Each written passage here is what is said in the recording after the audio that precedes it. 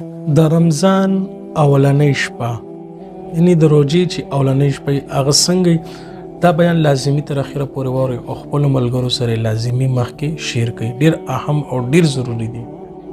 درس شروع کولو نه مخکې یو مختصر نصیحت په دې موقع سره چې الله سبحانه وتعالی د مبارکه میاشت موږ ته نصیب کړه، نو دا الله سبحانه وتعالی غټ نعمت چې دا مبارکه میاشت راله او موږ ژوندي یو. دا میاشت راځي خو بعض انسانان پکې نه وي او بعض پکې وي، نو څه موږ سره وو غریبانه او ستورو خاورو کې پراته دي او څنګه چې به دا میاشت راغلې وه دې طرف ته یې پام نه و چې کیدای شي را روانه روژې کې موږ نه یو. نو دا د الله سبحانه وتعالی غټ نعمت. نن د نور ډوبېدو سره د دې تېر شوي ورځې له نور چې ډوب شو او دا شپه راغله نو په موږ باندې رمضان میاشت راغله، هغه میاشت چې په هغې کې الله سبحانه وتعالی رحمتونه او برکتونه د بې حساب او بې شماره راوړی.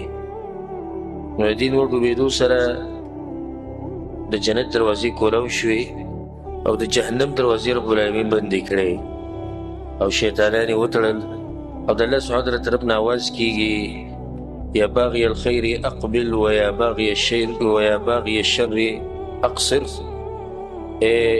د خیر غوښتونکیه کوشش ښه ډېر کوه او د شر اراده لرونکیه نور بس که.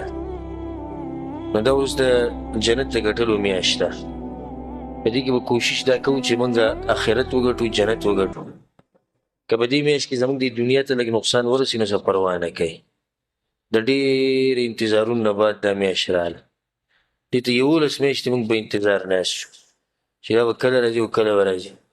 او خاص کر د نیکانو خلکو خو دا یو ارمان وي چې دا میاشت به الله موږ باندې کله راولي. د دغه خلکو خبره نه کوم چې هغه دنیا پرست دي، د هغوی خبره جدا ده. هغو بلکې بعض پکې والعیاذ بالله د دې خبرې سره چې خفګان ورته کې ظاهروي چې دا میاشت بیا راغله. دا غریبانه د دنیا سره سوچ دی، خو موږ خو دې میاشت ته په دې خوشحالېږو ځکه چې دې کې جنت ګټلی کېږي، مقابلې کېږي او د الله سبحانه وتعالی طرف ته پکې خلک مخکې کېږي. نو څوک پکې وګټي د همیشه دپاره او څوک پکې وبېلي داسې وبېلي چې په نمونو وبېلی. او ځکه حدیث کې راځي چې جبریل علیه السلام هغه انسان ته خیرې کړي دي په چا باندې چې رمضان د میاشت راشي او الله یې ونه بخي او رسول صلی الله علیه وسلم پې امین ویلی.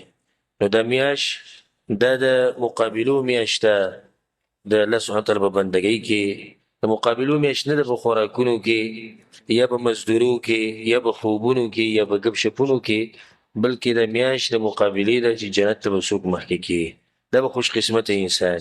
نو زما تاسو ټولو ته د نصیحت دی چې کیدای شي دې میاشتې منځ ته موږ ونه رسو او کیدای شي چې اخرې ته یې ونه رسو او کیدای شي چې دا میاشت موږ پوره کړو خو بله میاشت بیا د رمضان موږ ته به نصیب نه شي.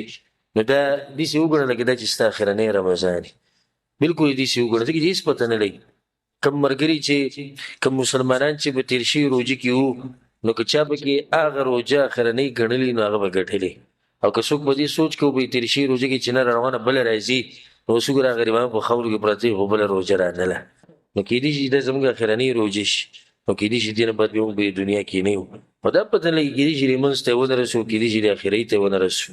دا بعض کسان داسې کوي چې په دې اوله کې عبادت شروع کړي په دې منځ کې بس دا کومه طریقه ده او د مسلمان طریقه نه چې دی په اولو شپو کې ګرمي جوماتونه ډکي د تراویحو لپاره او جوماتونه ډکي د لمونځونو لپاره، بیا ورو ورو ورو خلک چې نن پسېږي او کمزوري کېږي. نو دا خو دلیل دی په دې باندې چې دې سړي به دې بندګۍ کې څه چل دی. نور مؤمن خو هر وخت په جذبه کې مؤمن ته ګوره ضرورت د دې لپاره نه چې بس د یو وخت کې جذبه کېږي او بیا به ختمه د جذبه ختمه شي. مؤمن د مرګه پورې د عبادت ته به جذبه کړي. نو دا تراویح په ټیم کوئ، په جومات کې کوئ، د شپې تهجد کوئ، پرشان چې دی د خپل وختونه قیمتي کړي. خاص کر کم ملګري چې زموږ سره دي هغوی د موږ سره تفسیر په درس کې شریک کېږي، دوی سره وخت قیمتي کېږي. بل د ځانه د قرآن تلاوتونه ډېر کوي او موږ بار بار دا خبره کوو که په دې میاشت کې ستا دنیا ته څه نقصان ورسي، پیسې لږې کمې شي او تېر شوي میاشت کې دې کمې ګټلي د هغې نه لږ کمې وګټو نو هېڅ پروا نه ده.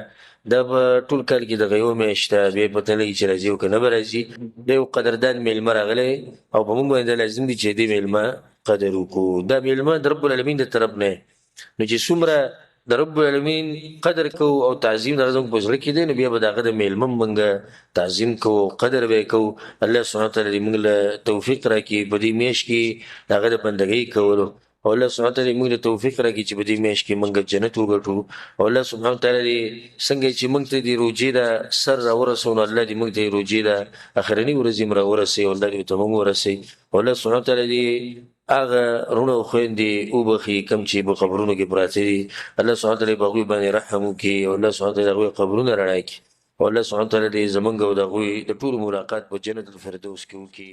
دا د شیخ صاحب ډېر قیمتي بیان چې تاسو واورېدلو د دغه شان اهم او قیمتي بیانونو دپاره تاسو زموږ سره اوسئ ملاویږو په یو نیکسټ ویډیو کې په یو نیکسټ ټاپک سره موږ له راکړئ اجازت. السلام علیکم ورحمت الله.